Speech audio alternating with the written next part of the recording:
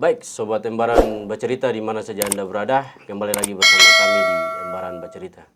Kali ini paling sangat spesial sekali di Embaran Bercerita karena kehadiran tamu yang begitu teristimewa, yaitu politisi Fak-Fak, politisi Papua Barat juga. Mari kita sapa Abang Saleh Signun. Ya, terima kasih. Biasa dipanggil Pak CSS.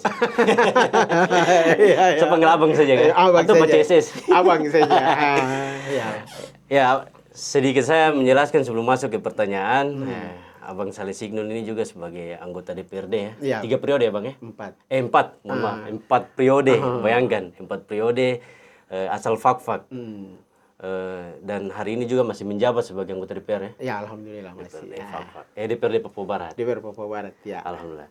Ya Bang, mungkin untuk lebih lanjut supaya Sobat Embaran Bercerita ini lebih mengenal sosok Pak CSS atau Abang Saleh Signun ini seperti apa, bisa memperkenalkan diri. Silakan Bang. Baik, terima kasih. Assalamualaikum warahmatullahi wabarakatuh. Waalaikumsalam. Shalom, selamat malam. Alhamdulillah malam ini orang bisa ketemu dengan teman-teman Embaran Bercerita ya. Iya, Embaran Bercerita. Ya, suatu kebahagiaan saya bisa sama-sama dengan adik-adik Embaran Bercerita, karena dari media ini yang pertama orang akan tahu profil Betul. Fak-Fak secara keseluruhan. Nah, banyak hal yang sebenarnya bisa kita sampaikan di Embaran Bercerita dan tidak harus hal-hal yang sifatnya positif politik. Ya, betul. Jadi saya juga alhamdulillah pantau juga. Sehingga pikir, kapan dong panggil ketua? So agenda Bang, tapi ini kita atur waktu ini tengah mati. Jadi memang kesibukan kita hari ini di DPR, saya sebelumnya perkenalkan diri ya, karena tadi diminta perkenalkan diri. Jadi perkenalkan diri. Jadi saya Saleh Signun. Alhamdulillah hari ini dipercayakan oleh masyarakat Fak-Fak untuk menjadi anggota DPR periode yang keempat. Periode keempat. Jadi saya pertama DPR itu 2004 pada saat 2004 ya. Pada saat Irian Jaya Barat pertama dibentuk. Iya, Irian Jaya. Sama SD itu Bang. Oh iya kan? Itu cukup lama. Cukup lama. Jadi dari usia 28 DPR provinsi. Abang dari usia 28? Usia 28. Anak muda ini. Iya. Ini contoh. Ya, jadi sosok anak muda. Banyak yang belum tahu bahwa untuk jadi DPR ini butuh proses, bukan langsung jadi. Pasti. Ya. Jadi saya pernah jadi guru. Oh, abang sempat jadi guru? Ya, ini banyak orang belum tahu. Tapi kira bisa masuk di politik. Menarik. Ya, jadi sebenarnya proses jadi politisi ini sudah dari kecil. Oh. Ya, terlahir. Sudah dari kecil, dan itu memang tidak tahu apakah itu memang jalan Tuhan. Allah sudah merancang kita seperti itu. Karena mulai saya pertama terjun di organisasi itu, dulu saya di SD Apis. SD Apis Merapi. Ya. Terus kemudian lanjut di SMP Negeri 2 Seberang.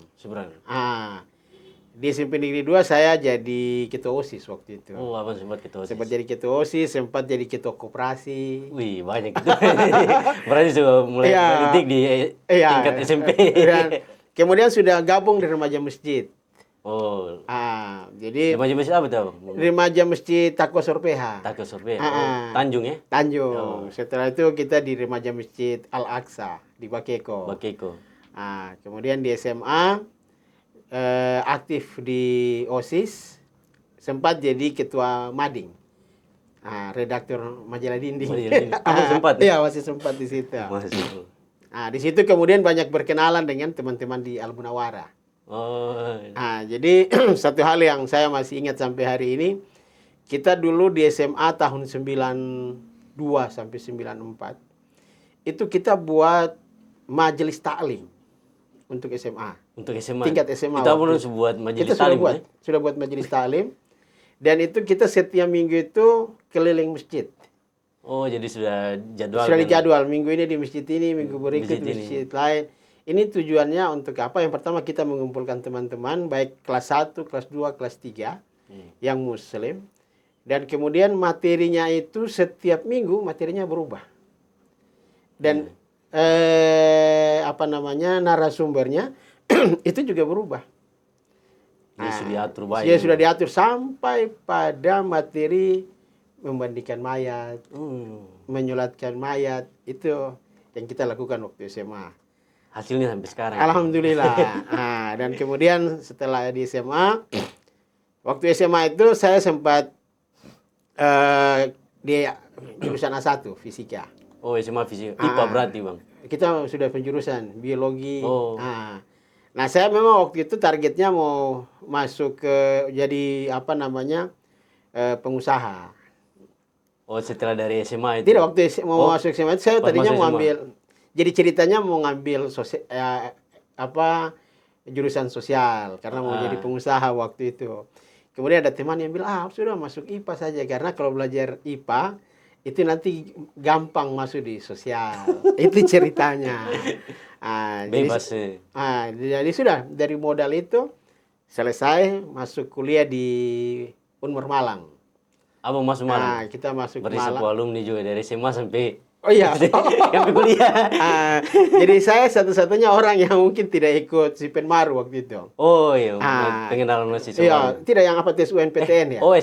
UNPTN waktu itu. Saya tidak ikut karena saya tak yakin kalau ikut pasti tidak lulus.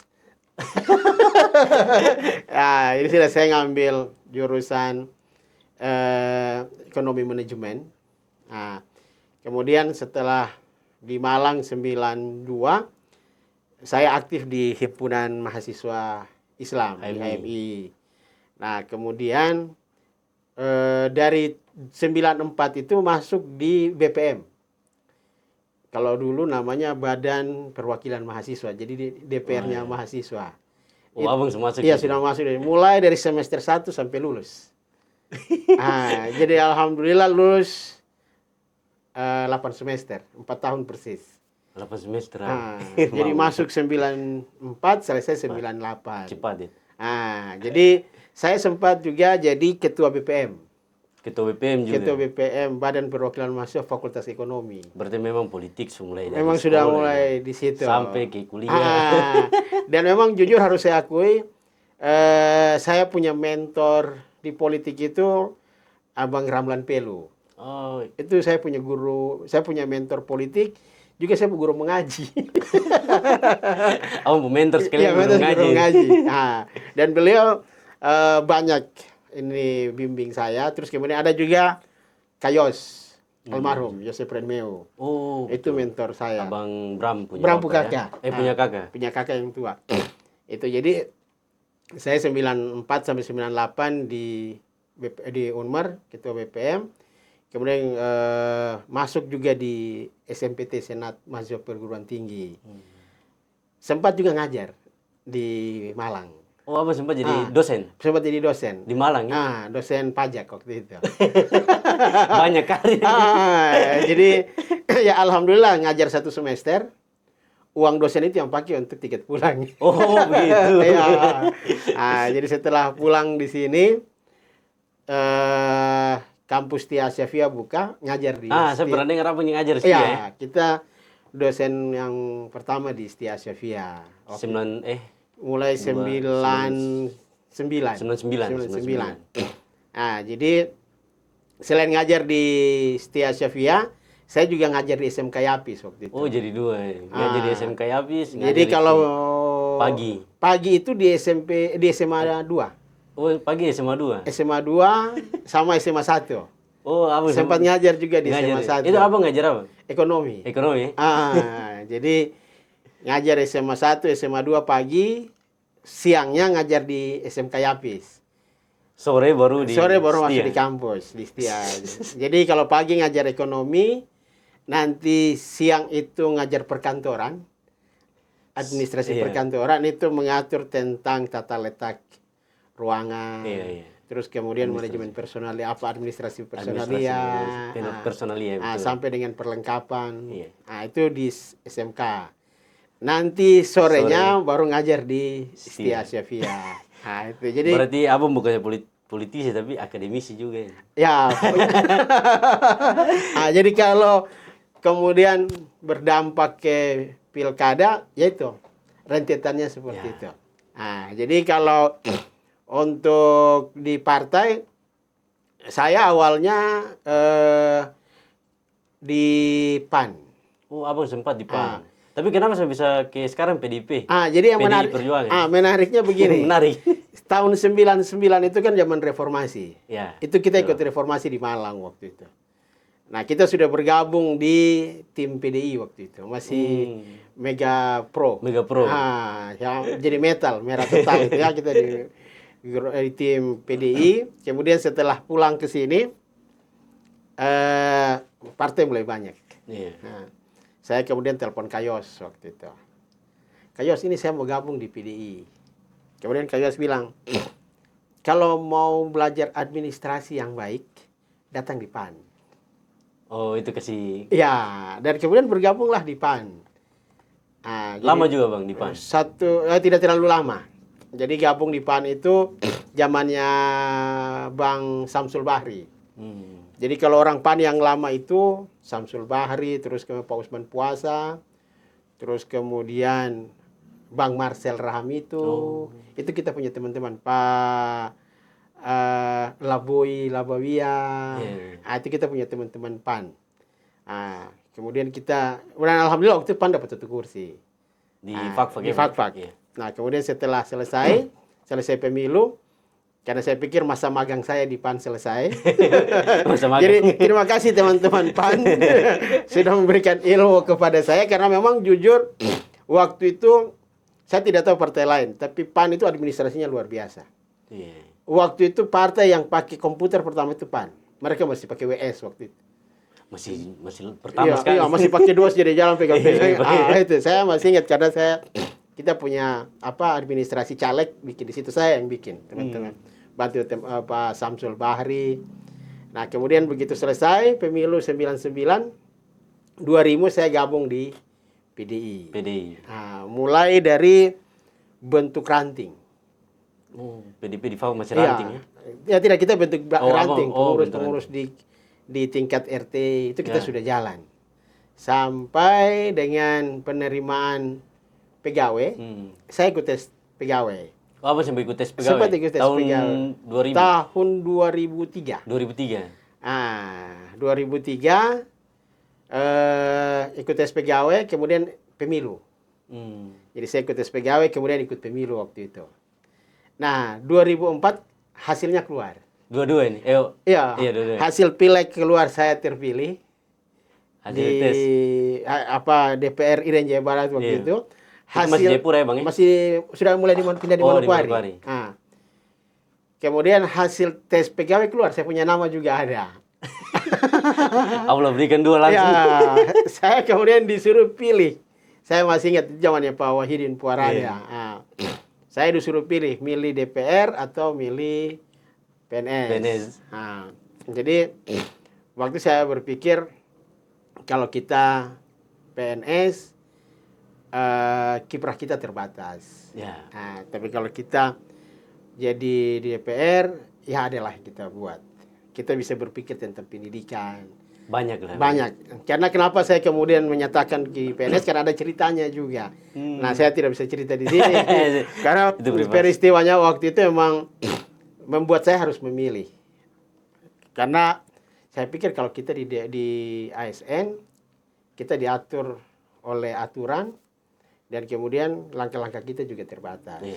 Apalagi guru terkait dengan mereka punya administrasi dan lain sebagainya. Tapi kalau kita jadi legislatif, ya insya Allah kita bisa berbuat untuk pendidikan. Banyak, mau ekonomi semua.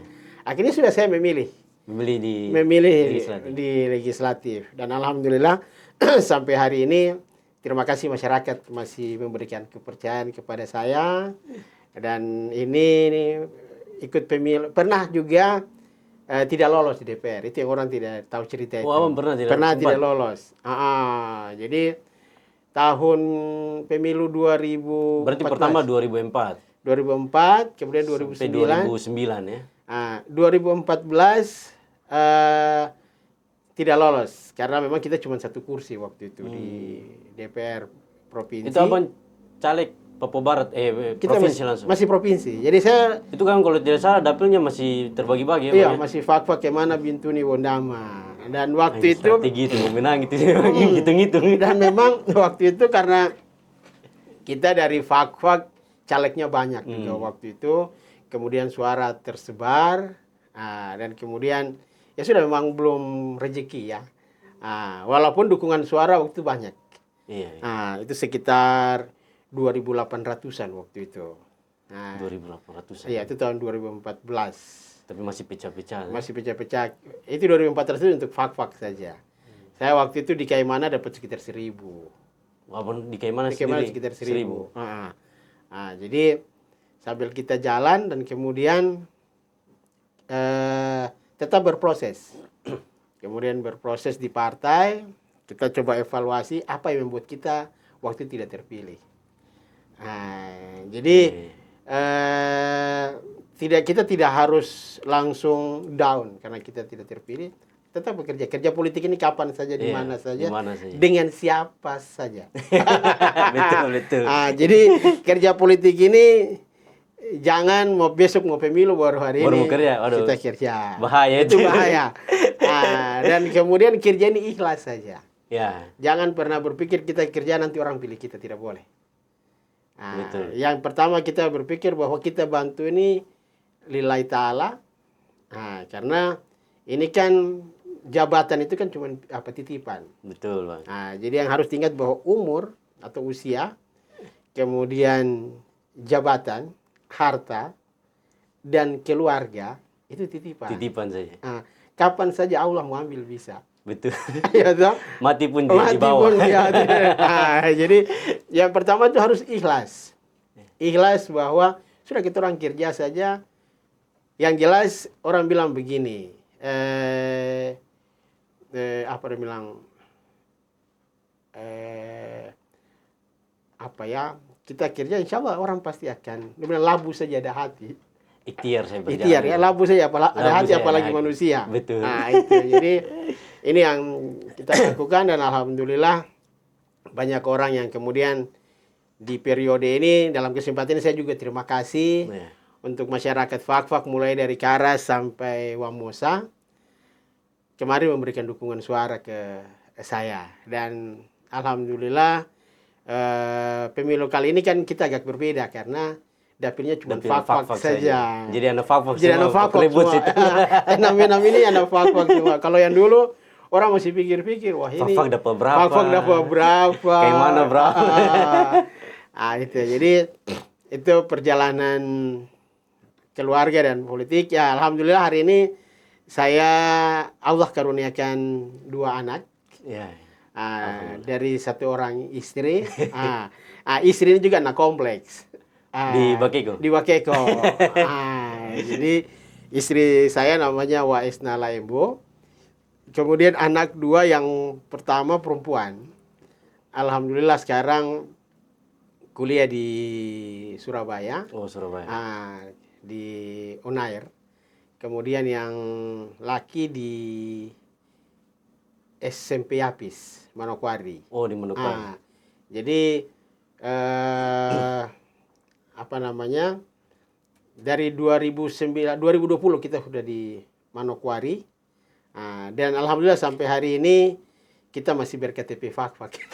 Oh, tinggal Manokwari. Tinggal jadi tinggal di Manokwari, KTP-nya KTP itu cinta Fak-Fak itu. Ya. Jadi kalaupun nanti ada KTP Manokwari itu karena proses administrasi harus kita ikut ya. Sebagai anggota dewan. Sebagai anggota dewan dan provinsi. Hari ini ya kita kita punya agenda itu minimal paling lambat 3 bulan itu sudah harus balik ke Fak-Fak. Agenda itu, Iya, paling lama 3 bulan Manokwari harus balik. Harus balik Fak-Fak. Itu. Jadi itu sedikit cerita. Tapi memang cerita ini dari abang, saya ikuti ya bang. Saya ikuti di sosial media abang, di Facebook, sekarang TikTok. Iya. Ya, memang dari abang mulai dari saya ikuti 2018, kalau nggak salah 2018 sampai 2020. 2020 ya. Itu eksis kegiatan terus bersama masyarakat. Apalagi COVID kemarin itu. Oh iya. COVID kemarin itu kan banyak sekali. Banyak yang Banyak kegiatan banyak yang dibuat kegiatan. buat masyarakat ya. Habis sunatan massal kalau Kita tidak salah. masal, iya. Kita massal. Terus apa lagi tuh? Swab ya waktu itu. Iya. Rapid test. Swab gratis. Memang tidak diragukan kalau sebetulnya. Jadi sebenarnya jujur saja ide ini muncul dari orang. Oh, ide muncul dari orang. Betul. Abang tampung ya? Kita coba menampung. Jadi pertama itu belajar mendengar. Ya, betul. Kenapa belajar mendengar? Jadi saya terima kasih banyak program yang kita buat itu muncul dari orang-orang. Jadi mendengar dulu, kita tampung, mendengar, bagus, kita tampung, dan kita kemudian cerita dengan teman-teman. Oh bagusnya bikin ini. Sudah kita lakukan. Jadi 2000 kita masih ingat 2019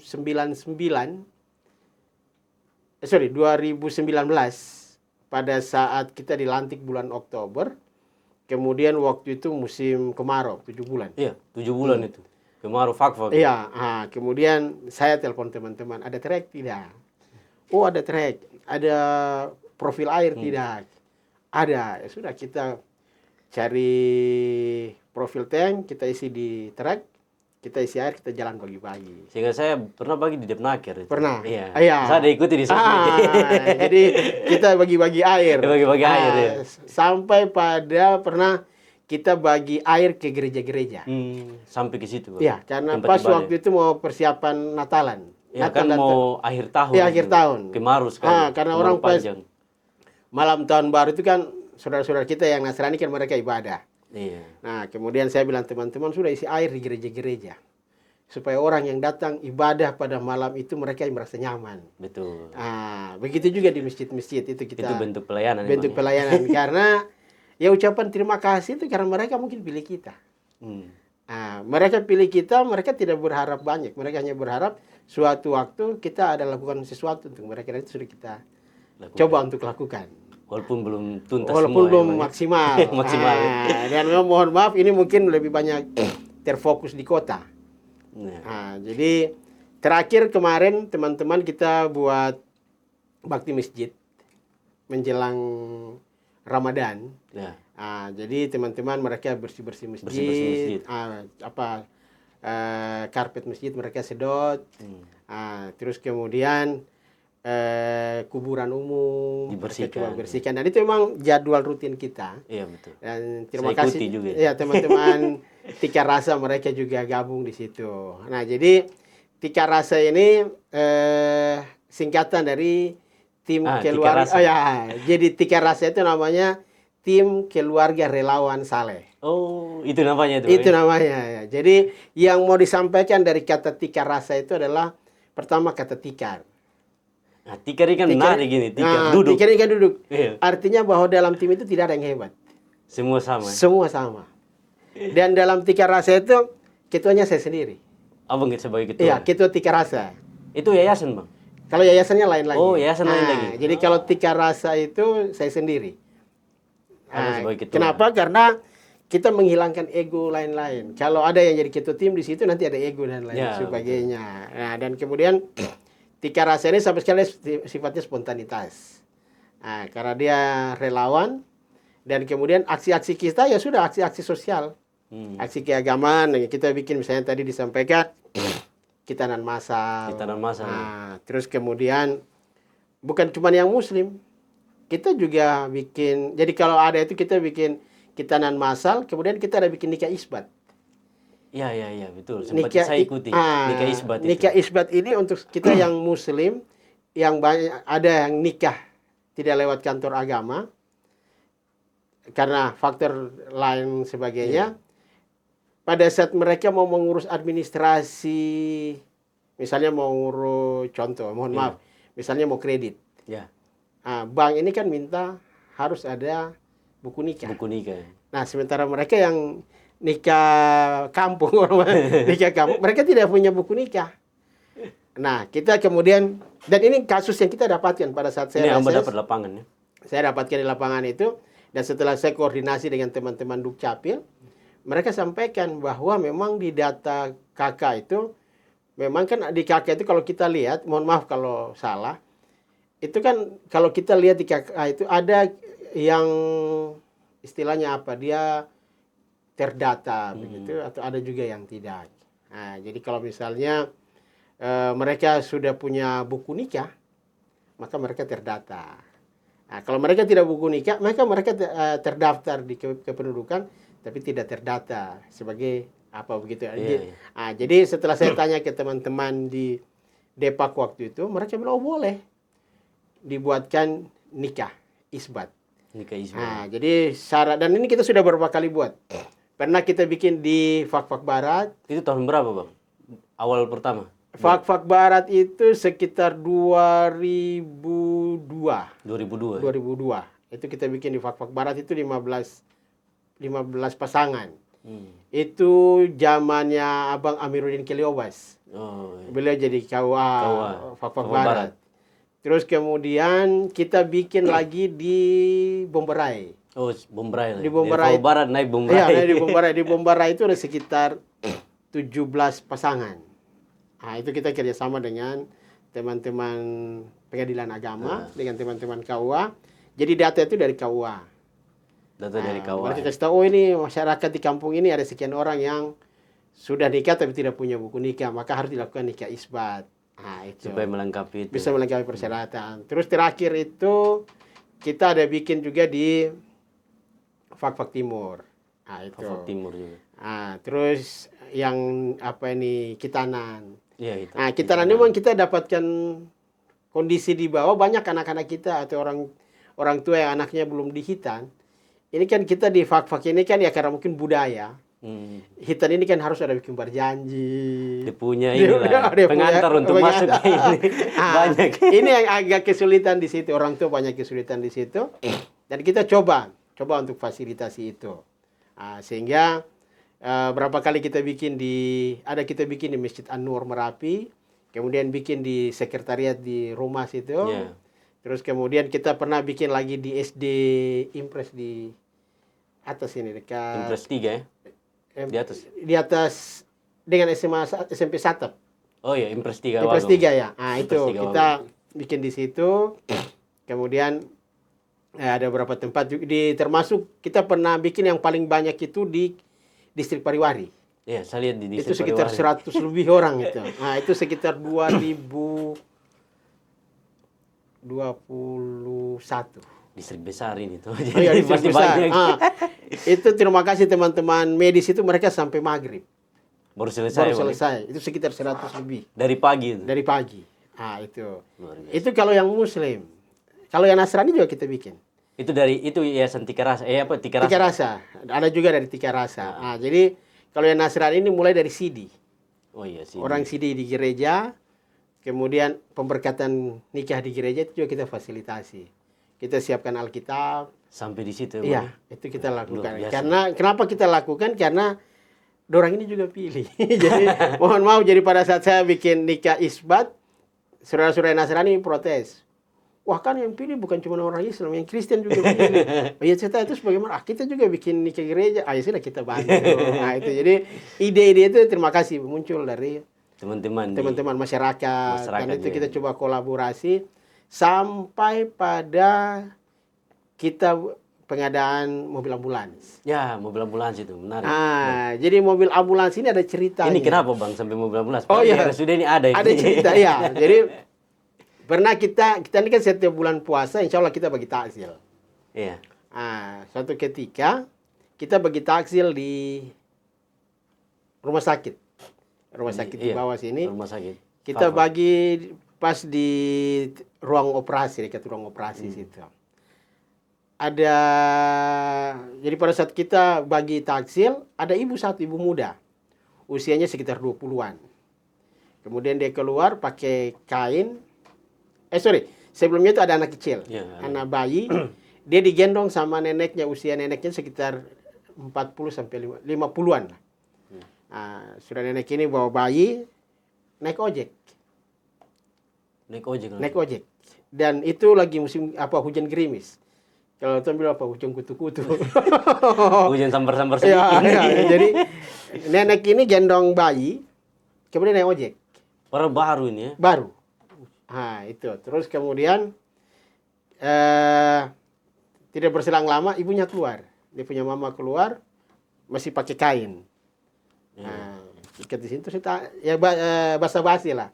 Kita kasih takjil, kemudian tanya, adik dari mana? Oh kakak saya baru selesai operasi. Oh operasi apa? Oh saya melahirkan. Oh baru anak yang mana? Anak yang tadi. Mama baru lahir. Baru lahir. Naik ojek langsung. Kemudian teman-teman ada di situ. Kemudian kita cerita. Bagaimana kalau kita pengadaan ambulans. Mobil ambulans. Ambulans. Jadi dan alhamdulillah sampai hari ini masih jalan. Dan kita sifatnya siap membantu. Dan itu kita sudah sampaikan ke Ibu Direktur Rumah Sakit bahwa kalau nanti ada pasien yang pulang dari rumah sakit, kalau tidak ada kendaraan, hubungi kita saja. Jadi langsung hubungi, kasih nomor kontak? Ya, kita kasih nomor kontak. Dan itu berapa kali ada pasien yang mau pulang, tidak ada biaya, kita bawa sampai ke Bumberai. Sampai Bumberai? Dan itu gratis. Gratis semua? Masya Allah. Dan alhamdulillah teman-teman supir juga tidak meminta sesuatu dari situ. Karena saya sudah bilang di mereka, ini kita kerja ikhlas. Jadi saya bilang begini. Kerja tim. Kerja tim, dan saya bilang begini, kalau mau masuk surga, mari sama-sama. Tapi kalau mau masuk neraka, jalan sendiri-sendiri. Abang pu doktrin, bikin ikut ini. Dan alhamdulillah sampai hari ini kita masih jalan, dan kalaupun hari ini kita belum maksimal ya kita mohon maaf. Karena memang teman-teman ini kerja, karena mereka juga punya kesibukan yang lain. Itu terkait dengan program. Ada banyak program yang kita lakukan. Ini saya belum tanya pro, abang sejelaskan. Tapi tidak apa-apa, lanjut. Oke, mungkin begitu dulu. Baik, saya menarik. Ini masih tahap bicara soal politik, Bang. Abang Pucalek kemarin ini kan dapat suara terbanyak ini. Terbanyak di Pileg 2024 kemarin. 2024 ya. Itu kalau tidak salah 6.577 sekian. Nah, terus abang ketika itu dapil 4 ya Bang ya? Dapil 4 ya. Nah, ketika itu juga kan abang juga cukup populer ini. Kita tidak bisa pungkiri, cukup populer di kalangan masyarakat, apalagi pedagang di pasar. Oh iya. Lebih maksudnya mau ingin abang Saleh pakai SS. Pakai SS ya. Terus sempat abang juga kan bukan tapi memang sempat abang menyatakan sikap untuk maju sebagai bakal calon Bupati Fakfak. Bakal calon Bupati Fakfak gimana? Tapi bagaimana strategi abang? Ini saya membahas yang awal dulu yang mendapat angka 6.577 ini. Ya. Bagaimana abang sampai bisa mendapat angka itu? Iya, betul. Minum dulu. Sampai. Saya juga minum. Sobat yang bareng media kita minum dulu. Ini pembahasan panjang ya. Oke, baik. Jadi cerita 6.000 ini jujur di luar ekspektasi kita. Abang target awal itu berapa? Saya mohon maaf, saya ini orang yang kadang berpikir rasional. Iya. Tidak mau pakai angka tinggi. Iya, terbisa rai-rai. Tidak boleh pakai rai-rai. Dan saya lebih banyak berpikir yang terburuk dulu. Kalau politisi yang lain berpikir yang terbaik, optimis terus, saya tidak. Abang terburuk dulu. Kita berpikir yang terburuk kalau tidak dapat. Iya. Karena pernah tidak dapat. Dan 2014 itu tadi saya bilang suara saya sekitar 2.800. Kemudian satu periode tidak jadi DPR. Satu periode. Itu perjuangan yang luar biasa. Ya. Tapi kemudian karena kita menjaga silaturahmi, intinya itu saja. Silaturahmi. Jaga silaturahmi dengan siapa saja. Jadi ketika kalah itu tidak langsung pesimis. Tidak. Tapi tetap jalan. Kita kemudian evaluasi. Kenapa? Begitu. Kenapa kita bisa kalah? Iya. Jadi memang waktu kita pada saat kita mau maju 2014 kita sudah hitung. Kenapa saya bisa hitung? Karena saya pernah belajar ekonomi manajemen. Iya. Orang yang basic ekonomi. Iya, basic ekonomi kita sudah hitung. Nah, jadi kita hitung jumlah caleg waktu itu dari Fakfak sekitar 100 lebih. Itu di 2014. Nah, itu yang mempengaruhi kenapa sampai 2014 itu tidak ada satu orang Fakfak pun yang jadi anggota DPR provinsi waktu itu. Karena banyak gitu. Karena banyak. Suara picah-picah. Suara picah. Suara panggal-panggal. Panggal-panggal habis. Dan kemudian waktu itu kita tidak saling membackup. Di sini kita masing-masing caleg satu buku curiga satu. Di tempat lain caleg kabupaten itu mereka bersatu, mereka mengumpulkan suara untuk caleg tertentu. Sehingga di daerah itu bisa dapat 2 sampai 3 anggota DPR. Sementara katuran di sini satu buku mengiri satu. Itu yang membuat sehingga 2014 itu tidak ada anggota DPR dari Fakfak. Nah, karena masing-masing punya ego. Nah, kemudian 2019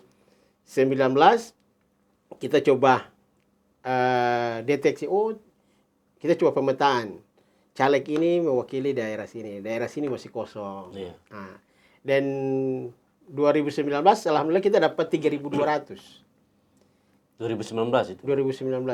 Itu tidak abang sendiri. Khusus saya sendiri. 3.200. 3.200. Itu dapil Fakfak, khusus Fakfak saja. Oh, Fakfak saya 3.200. Masya Allah, besar itu. Jadi kita tidak DPR, ada tambahan suara 500. Itu yang abang kalau tidak salah jadi wakil ketua. Iya, itu kemudian jadi wakil ketua. Jadi wakil ketua ini juga memang di PD Perjuangan ini untuk syarat menjadi pimpinan itu pertama dia anggota masa keanggotaan. Iya. Terus kemudian dia masuk dalam struktur dan kemudian pernah menjadi DPR. Nah, jadi PDP waktu 2019 itu kan abang pernah DPR. DPR jadi. Dan kemudian waktu itu kita di dapil 5 waktu itu. Itu kita dapat 2 kursi. 2 kursi itu, Bang. Iya, saya dengan Pak Robert Manibui. Nah, kita dapat 2 kursi. Dan memang waktu kita diuntungkan dengan sistem pemilu yang sekarang. Nah, kalau kita pakai pemilu yang lama, sistem bilangan pembagi, itu kita tidak dapat kursi. Nah, tapi kalau sistem yang sekarang ini kita bisa dapat kursi kedua. Nah, itu yang terjadi juga kita sekarang ini dapat kursi itu. Nah, jadi kita sudah melakukan pemetaan. Bahkan kita sudah tahu, caleg ini basisnya di mana. Karena kita menggunakan strategi pemasaran. Sudah mapping ini. Sudah di mapping. Ya. Basis ini dia lebih senang gaya bagaimana. Ya, itu sudah kita lakukan. Itu strategi. Walaupun caranya tradisional.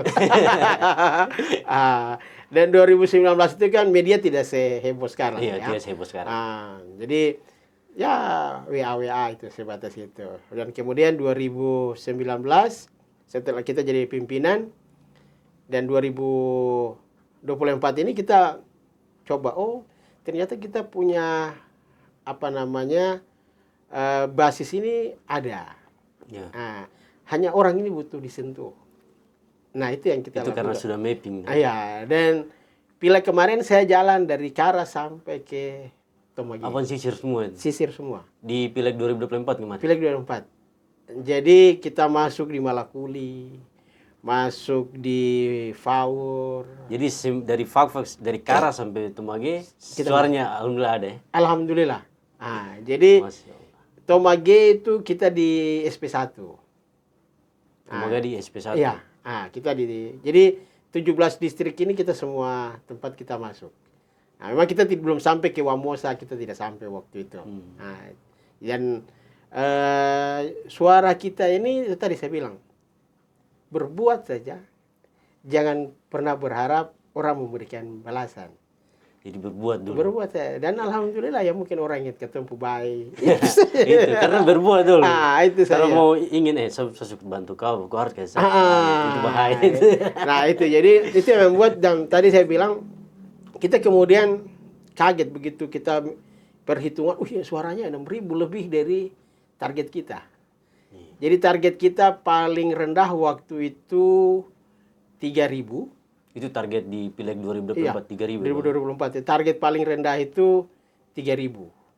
Padahal dia melonjak naik. Dia melonjak 2 kali lipat. 577. 6.577. Kita Kita target tengah itu sekitar 4.000. 3.000 itu kenapa kita 3.000? Karena suara kita 2019 itu 3.500. Iya. Jadi Jadi patokan di suara patokan awal. di suara itu. Jadi kita bilang suaranya tetap 3.500, kita dapat 1 kursi. Karena memang kita juga udah hitung-hitung. Terus kemudian kita pakai standar tengah. Jadi ada standar bawah, standar tengah, standar atas. 4.000 itu. Iya. Yang di 4.000. 4.500 itu standar yang tengah. Dan sudah alhamdulillah kaget, suara 6.000, sudah orang mau kasih, kita tak tolak. Suara melonjak naik. Ya, jadi satu hal yang saya masih ingat dan bahasa yang kita pakai itu begini. Saya biasa datang di kampung-kampung. Saya bilang begini, saya tidak punya pohon. Yeah. Saya tidak punya dusun. Saya hanya minta pala gamar 1 orang 1 sih. Apa bahasa di kampung? Jadi ini kan terinspirasi waktu kecil-kecil. Kita tidak ada pohon pala. Tapi kita bisa datang ambil pala gamar tuh. Terus pergi jual. Itu.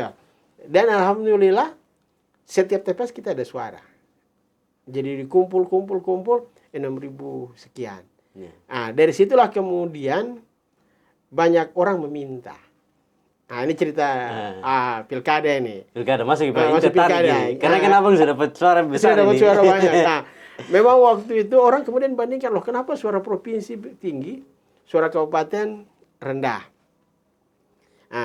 Pileg ini beda karena pileg ini orang di fak-fak ini orang tidak melihat partai. Iya, orang melihat figur betul. caleg. Figur caleg itu. Faktor partai sudah berusaha. Saya di pileg kemarin setiap saya kampanye saya ngajak teman-teman caleg. Tetapi ya kita punya masyarakat kan mereka lah yang memilih. Kita tidak bisa memaksakan orang. Walaupun suara di provinsi tinggi, suara kabupaten rendah. Ini karena memang jujur di dapil 2 dan dapil 3 itu dapil neraka di kabupaten. Harus kita akui ya. Dapil baku gigi. Dapil baku gigi ya.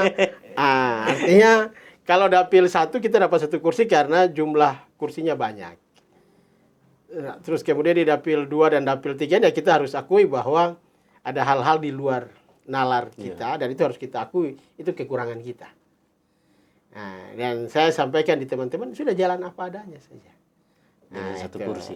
Dapat 1 kursi. 1 kursi. Nah, kenapa sampai saya memberanikan diri maju di pilkada? Ya kan saya pernah mewawancara abang. Iya. Tapi abang masih bimbang Iya, untuk berikan statement. Pada saat itu. Iya, itu detik terakhir. Detik terakhir. Kan ini 1 minggu abang menyatakan sikap daftar PKS. Iya, jadi itu memang perintah partai. Perintah partai. Apalagi PDI Perjuangan kan terkenal. Partai yang luar biasa, partai luar biasa tegasnya. Ya, jadi kenapa saya maju di DPR, maju di pilkada karena partai memerintahkan. Harus maju di bupati. Maju kepala daerah. Nah, jadi waktu itu memang dikasih pilihan. Yang paling mudah itu di kabupaten. Walaupun waktu disampaikan ini cuma 1 kursi. Baru kan, mohon maaf bang, begitu kita dengar abang juga pun nama masuk di calon wakil gubernur. Nama sempat masuk. Masuk. Jadi memang waktu itu saya dipanggil oleh DPP. Kemudian dikasih pilihan. Pak Wakil, saya wakil ketua DPR dipanggil. Pak Wakil hanya punya 2 alternatif. Pertama, maju di provinsi, kedua maju di kabupaten. Tapi kalau maju di provinsi ini harus dihadapkan dengan persyaratan OAP. Iya. Yang kedua, kalau maju di kabupaten dihadapkan dengan kursi. Kalau kita maju di provinsi peluangnya ada, karena kita punya 7 kursi. Iya. Tetapi kita dihadapkan dengan persyaratan OAP. Ini. Nah, sehingga dari DPP menyampaikan sudah lebih pikir yang kabupaten saja walaupun cuma 1 kursi. Jadi saya kemudian sampaikan ya kalau partai memerintahkan saya siap untuk mencoba merayu teman-teman partai yang lain supaya mereka bisa kasih dukungan ke saya. Walaupun memang berat. 1 cari 3 itu berat. Berat ya bang. Yang 3 cari 1 saya berat. Apalagi 1 cari 3. 1 cari 3. Itu jadi kita coba bangun komunikasi dengan teman-teman yang kita daftar. Tapi sudah kemudian teman-teman sudah membuat keputusan. Sehingga kita pun memang waktu itu sempat ada ide kenapa tidak maju lewat independen. Tapi sebagai orang partai saya bilang, kan saya punya 1 kursi. Saya tidak mungkin, kecuali abang tidak ada partai. Kalau saya tidak ada partai, itu lain cerita. Jadi saya tetap menghargai 1 kursi ini. Dan kemudian perjuangan-perjuangan walaupun berat harus kita jalani karena perintah partai. Sudah kita kemudian mencoba untuk cari partai, dan di sini banyak hikmah yang kita dapat. Banyak cerita, pengalaman, dan ada hikmah. Oh, ternyata untuk dapatkan partai itu harus begini. Jadi sudah ada gambaran. Sudah ada gambaran. Tapi kemudian kita orang yang mencoba untuk berkomitmen. Dan terakhir kita berkomunikasi dengan teman-teman partai. Saya bilang kita lebih nyaman di mana. Teman-teman sudah kita gabung saja dengan Pak Samaun dan Pak Donato. Nah, ini menarik, Bang. Ada pertanyaan berikut. Maksudnya kan abang berikan supaya anak-anak muda ini tidak apatis terhadap politik. Supaya untuk semangat terjun dalam dunia politik. Bahwa ini, begini nih. Abang sampai berkarir dari umur 28 ya. Di 28. Politik, DPRD provinsi. Langsung provinsi, ya. Langsung provinsi sampai dengan hari ini sebagai ketua tim. Ketua tim, ya. Kemenangan. Itu cerita sampai bisa bergabung itu bagaimana, Bang? Jadi pada saat kita membangun komunikasi, teman-teman membangun komunikasi dengan Pak Samaun, beliau kemudian langsung menawarkan jadi ketua tim. Langsung menawarkan abang sebagai ketua tim. Saya bilang kita pastikan dulu partai. Kita pastikan dulu apakah PD Perjuangan ini disantun atau tidak. Persoalan saya jadi ketua tim itu urusan nanti, kita bicara nanti. Jadi sudah ada komunikasi ya? Kita sudah bangun komunikasi, dan jujur saya komunikasi dengan Pak Samaun ini sudah lama. Maksudnya komunikasi personal ya. Iya, personal. Zamannya Pak Moce periode kedua. Jadi sebenarnya ide maju kepala daerah ini sudah zamannya Moce periode kedua. Abang punya ide untuk maju? Iya. Tapi waktu itu tidak jadi DPR. 2014 itu. Jadi maju kepala daerah ini bagi seorang politisi itu sebuah tingkatan, ya. Jadi kalau ditanya ada tidak yang tidak punya niat untuk jadi kepala, semua orang punya niat. Betul, pasti. Siapapun pasti punya niat jadi kepala daerah. Hanya kemudian kita juga rasional. Apakah kita pantas atau tidak, kita punya kemampuan atau tidak, itu saja. Dan hari ini saya mau sampaikan, saya secara pribadi salut untuk Pak Untung Tamsil. Seorang tokoh muda yang kemudian punya keberanian untuk maju. Untuk maju waktu itu ya. Waktu itu ya, 2020 ya. 2020 ya. Jadi ini untuk teman-teman yang lain. Politik ini bukan sesuatu yang tabu. Betul. Ada semangat, punya kemampuan, tancap. Persoalan jari dan tidak urusan nanti. Mulai dulu. Kalau mulai, mau tahu bagaimana? Sama seperti kita lihat orang tua bikin rumah. Jangan tuh uang subahnya dulu bikin rumah. Cara jadi. Lebih cicil dulu. Ya, karena ada bahasa bilang begini, kalau mau membangun rumah, pertama yang dilakukan adalah beli tanah dulu. Cari tanah dulu. Iya toh, cerita mau bikin rumah tapi kalau tanah tidak ada. Tanah terus pondasi dulu. Ya, pondasi dulu. Nah, sama halnya berpolitik ini, persoalan partai itu urusan nanti. Yang pertama harus dilakukan silaturahmi, membangun komunikasi dengan siapa saja. Persoalan kalau kemudian kita punya nilai bagus, masyarakat suka, partai mana saja pasti datang ambil kita. Pasti lirik. Pasti lirik. Karena figur bagus. Dan kemudian kita bangun komunikasi dengan orang-orang. Apalagi sekarang ini contoh misalnya di provinsi. Provinsi kan cuma 1 dapil. Sekarang 1 dapil. Fak-fak saja. Jadi kalau di fak-fak dapil 4, ya siapapun yang terpilih pasti orang fak-fak. Kalau yang ngiring-ngiring 6 kursi ya Bang ya? 6 kursi ya? 6 kursi. Jadi memang alhamdulillah kita kemarin di Pileg itu kita dapat 2 kursi. Ya. PDIP Perjuangan 2 kursi. Jadi kita dapat hasil pleno itu kita dapat 2 kursi. Kursi pertama dengan kursi ke-6. Oh, ke-6. Kursi terakhir berarti. Ya, kursi terakhir. Jadi sudah ini kan peristiwa itu sudah lewat ya. Tapi yang mau kita sampaikan bahwa perjuangan 2 kursi ini kita harus berterima kasih karena masyarakat masih mempercayakan kita. Nah, jadi ini kaitannya dengan pilkada tadi. Ya, masuk ke pilkada dulu. Jadi pada saat pilkada itu kan orang bilang begini, apa namanya, tidak sayang kah? Sudah dapat ini. Baru kenapa mau maju? Kenapa mau maju? Nah, kita juga baca aturan. Jadi kita ini tidak bodoh-bodoh amat lah, ya. Nah, jadi kita baca aturan bahwa selama belum ditetapkan sebagai calon tetap, masih bisa.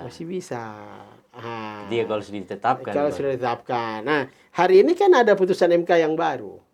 Iya. Bahwa mereka yang anggota DPR bisa yang kemarin maju calon nanti ke depan itu kan aturannya berubah. Nah, itu nanti di 2029. 2029. Nah, kita bicara episode berikut. Ya, kita bicara yang kemarin 2024. Nah, jadi kita juga sudah sampaikan. Saya bilang begini. Pada saat pileg kita sudah sampaikan. Kita ini kan harus membuat skenario 1, 2, 3.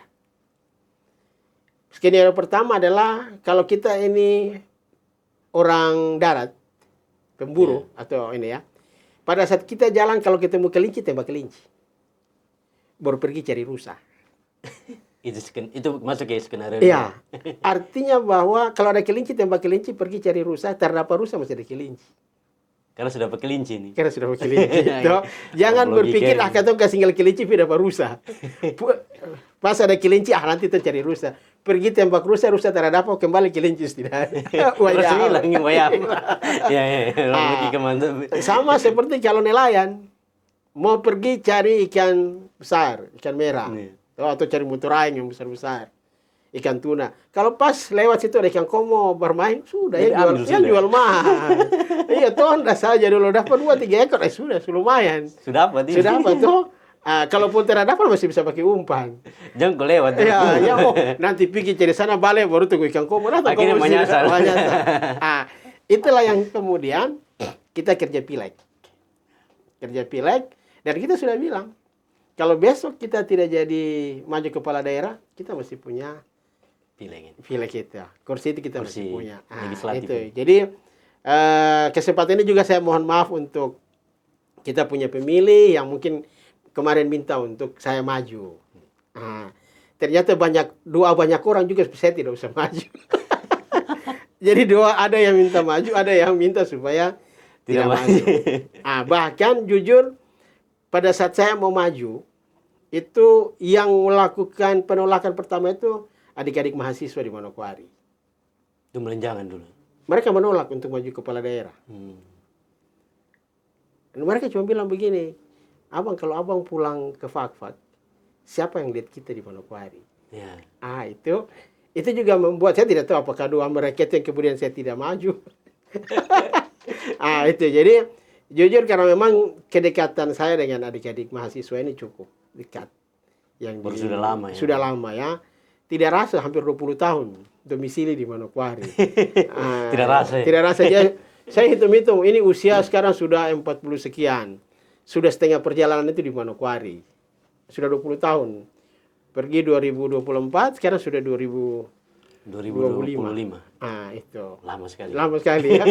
Jadi kerja pilkada itu. Jadi kemudian setelah kita ketemu dengan Pak Donatus, ketemu dengan Pak Samaun. Saya sampaikan di Pak Samaun.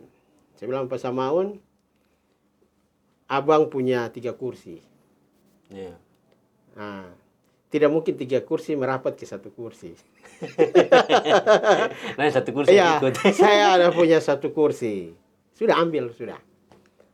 Itulah kemudian PDIP merapat ke Pak Samaun.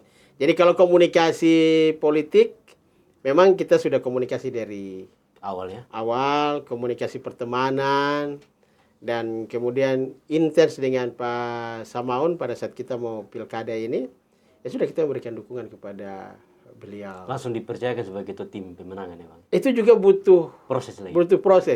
Tidak secara langsung? Tidak langsung. Ya, jadi begitu PD Perjuangan merapat ke beliau, waktu kita masih di Jakarta, saya bilang oke sudah, saya cuman mendengar, nanti saya pulang saya ketemu dengan teman-teman tim dulu. Nah, kemudian saya pulang, sampaikan ke teman-teman tim bahwa perjalanan kita dari bulan Mei sampai bulan Agustus hasilnya seperti ini. Bahwa saya tidak maju dan kita mohon maaf. Nah, ini ada tawaran untuk saya jadi ketua tim. Nah, menurut kamu orang bagaimana? Ya sudah, teman-teman tim waktu itu, teman-teman kita waktu itu ada, kita punya tim itu sekitar 10 tim. Lebih 10. Jadi ada namanya tim reses. Nah, jadi kalau reses itu relawan Saleh. Nama-nama itu.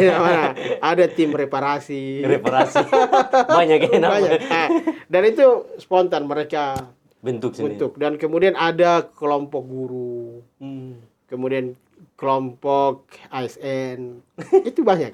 Nah, mereka kasih dukungan dan saya nyatakan, sudah ini saya di Pak Samaun, silahkan kalau kemudian ada yang punya pilihan kalau tidak di saya di tempat lain silahkan. Ini kita berproses dan kita saling menghargai itu. Dan kemudian sudah, yang pertama saya setelah teman-teman ini nyatakan bersedia, saya kemudian tanya ke keluarga. Itu ceritanya. Jadi tidak langsung abang tanya keluarga. Saya tanya di keluarga. Dan terakhir keputusan itu di istri. Yang mendampingi. Ya, kenapa? Karena kita cukup capek kerja pileg. Ya. Lumayan itu. Karena itu kita jarang di rumah. Jarang dengan anak-anak. Dan kemudian saya bilang di Meto, ya kalau bersedia saya jadi ketua tim, konsekuensinya kita ke Fakfak full.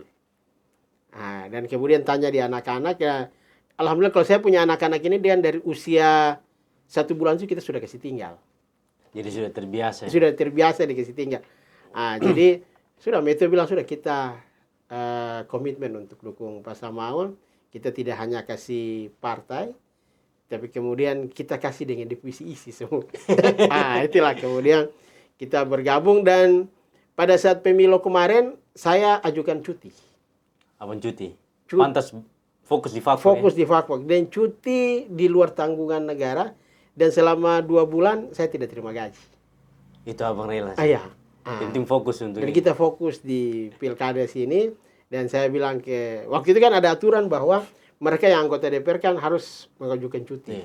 Baru bisa baru bisa jadi jurkam. Iya, jurkam. Itu, dan itu diingatkan oleh teman-teman, baik teman-teman Panwas, teman-teman Bawaslu, kemudian teman-teman di sekretariat DPR, mereka sampaikan, abang ini aturannya begini. Oh sudah, kalau memang aturannya begitu kita ajukan surat cuti. Begitu selesai baru kita aktif di kantor. Tapi abang ketika jadi ketua itu suatu langkah awal yang bagus, bang. Ketua langsung menang. Jadi waktu saya bilang, saya tawarkan orang lain waktu itu. Abang tawarkan orang lain? Saya bilang, Bang Maun, saya bilang, abang kasih orang lain saja. Saya punya mesin ini standby. Teman-teman ini siap bantu. Nah, jadi saya waktu itu saya bilang di teman-teman begini, kalau ajar ilmu baku pukul kita punya. Tapi kalau ilmu perang kita tidak punya. Maksudnya ilmu baku pukul ini kan pileg. Pileg ini kan masing-masing urus diri. Urus diri, baku pukul. Itu baku pukul. Tapi kalau urusan ilmu perang saya belum punya. Ilmu perang ini kan kumpul banyak orang. Iya. Apalagi pilkada. Ya, apalagi pilkada dengan karakter orang luar biasa. Betul. Tapi saya waktu itu memang yakin bahwa Pak Samaun bisa menang karena mereka punya masa loyalis. Sadar waktu itu. Dan kemudian ini yang disentuh. Tinggal rawat. Ya. Dan akhirnya terjadi. Jadi kalau kemudian ada dinamika itu bagian dari strategi. Strategi politik. Ya. Jadi dalam berperang ini kan tidak boleh sampaikan ke lawan kita pakai mesin, kita pakai senjata apa. Itu tidak boleh. Nanti lawan baca. Itu baru mau maju lawan setembak gitu. Itu jadi ya kita terima kasih dukungan masyarakat Fakfak mulai dari Kara sampai Wamosa. Kemenangan ini kan kemenangan banyak orang. Saya bilang di teman-teman tim, hari ini banyak orang yang memilih Santun, ataupun kemarin banyak orang yang memilih saya, itu karena ada suara yang tidak bersuara. siapa ini suara yang tidak ya mungkin saja ASN. Dan diam. Orang diam. Karena aturan ya. Atau mungkin orang tua yang anaknya hari ini, yang kemarin mereka honor. Banyak orang. Nelayan, tukang ojek. Dan memilih diam. Mereka memilih diam. Dan itu lawan yang paling berat. Jadi dia bilang begini, dia bilang bahasa peribahasanya, air beriak tanda tak dalam. Jadi itu yang membuat kemudian kemenangan kemarin. Tapi yang paling utama adalah ini kemenangan banyak orang. Orang butuh perubahan. Dan perubahan itu hanya bisa dilakukan oleh kita sendiri. Dan memang abang sudah kampanyekan tagline perubahan dari awal. Iya. Jadi perubahan ini kan bukan kita macam apa berubah. Bukan. Abang masih caleg pun juga kampanyekan perubahan. Iya, kita perubahan. Membara perubahan. Membara. Jadi tagline membara itu membangun bersama rakyat. Yang mau kita sampaikan adalah program itu harus muncul dari rakyat. Kalau hari ini kemudian ada program makan gratis untuk pasien, penjaga pasien, itu karena memang masyarakat hari ini butuh makanan untuk orang yang jaga. Iya toh. Kalau makan untuk pasien itu sudah biasa. Untuk yang jaga. Yang jaga. Dan itu yang membuat kemudian kita tertarik dengan program-programnya Pak Samaun. Ya. Jadi program ini kan beliau sadur dari Bupati di Morotai. Yang istrinya sekarang jadi Beni Laus, almarhum. Iya, almarhum. Yang istrinya sekarang gubernur Maluku Utara. Itu mereka punya program itu, dan waktu di Jakarta Pak Bupati, Pak Samaun cerita ke saya. Dia bilang, ini saya punya program andalan. Oh, sudah Bang, jalan. Dan waktu itu kita ada bicara terkait dengan komitmen program. Jadi jujur dengan Pak Samaun kita bicara komitmen program. Abang jadi bupati dengan Bapak Don, Pak Samaun jadi bupati, saya hanya tawar program ini. Jadi program yang kita tawarkan itu rumah singgah. Ya, abang punya program rumah singgah. Ya, rumah singgah. Terus kemudian ada juga program-program yang lain. Dan sekarang kita sudah dicoba cicil satu-satu. Kalau hari ini sudah ada program makan gratis untuk penjaga pasien, terus kemudian berobat gratis. Nah, insya Allah nanti ada program-program yang lain lagi. Pas ini kan baru mulai ini. Ini kan belum 100 hari. Belum 100 hari kerja. Belum baru start ini. Ya, baru start. Walaupun mungkin ada kekurangan-kekurangan.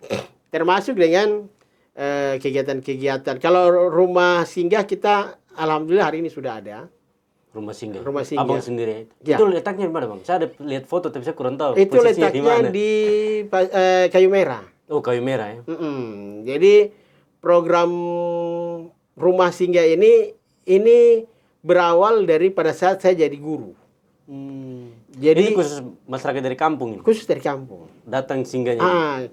Kenapa kita buat program itu? Karena pada saat saya jadi guru itu di SMEA itu kan banyak, dulu masih SMEA ya, SMK itu banyak anak-anak dari gunung, dari kampung-kampung yang sekolah di kota di situ, juga di SMA 1, SMA 2. Saya tanya orang, kenapa anak ini tidak sekolah? Kan mana anak yang tidak sekolah? Orang bilang, apa tuh orang gai pala. Di sini juga kita kos, orang itu tidak punya kemampuan untuk kos. Itulah kemudian muncul ide kenapa kita tidak bikin rumah singgah, dan itu dikhususkan untuk mereka yang dari kampung. Datang tinggal di situ. Rumah singgah ini juga nanti ke depan tidak hanya untuk anak-anak sekolah. Orang dari kampung yang datang jualan di kota, kalau jualannya mungkin pulang malam mereka bisa singgah di situ. Dan itu kita batasi. Tidak boleh berlama-lama karena itu rumah untuk anak sekolah. Tapi kalau mereka bolak-balik juga kan kasihan, biaya juga. Itu. Jadi rumah singgah itu kita buat di Fak-Fak Tengah, di lokasinya di Kayu Merah. Jadi kalau kita dari masjid arah ke SD Impres, masuk. Sebelum SD Impres dia posisinya sebelah kiri. Sebelah kiri ya. Ini nanti kita coba nanti, karena ini nanti regulasinya ini kan ada beberapa anak-anak dari kampung-kampung. Nah, ini kita coba minta ke Pak Bupati dan Pak Wakil untuk memediasi para kepala kampung. Kita hanya menyiapkan tempatnya, sementara untuk makan minum, itu mungkin bisa difasilitasi oleh kampung, dari dana kampung. Nah, sehingga kampung juga punya tanggung jawab. Punya tanggung jawab untuk anak-anak ini. Nah, sehingga anak-anak ini mereka sekolah di situ, mereka juga tahu bahwa mereka punya makan minum itu dibiayai oleh kampung. Karena ada dana kampung Ada dana kampung di situ. Masa tidak dipakai? Iya, dan itu harus diatur baik. Nah, sehingga tidak boleh lagi ada anak yang tidak bisa sekolah, tidak bisa melanjutkan hanya karena orang tuanya tidak bisa bayar uang kos. Ya, ya. Tidak ada tempat tinggal. Mereka mau tinggal dengan keluarga, ya kalau kemudian keluarganya punya kemampuan. Omnya punya kemampuan, tantenya punya. Kalau tidak kan kasihan juga. Kasihan juga. Nah, itu mereka mau tinggal di keluarga juga ekonominya juga terbatas, mereka juga jadi beban. Nah, itu yang membuat kita terinspirasi buat rumah singgah. Ya mudah-mudahan selalu program itu selalu jalannya Bang. Insya Allah. Sangat bagus itu program pelayanan untuk masyarakat. Ya, yang itu biasanya kami terakhir kan dapat amal jariah. Ya. Itu saja.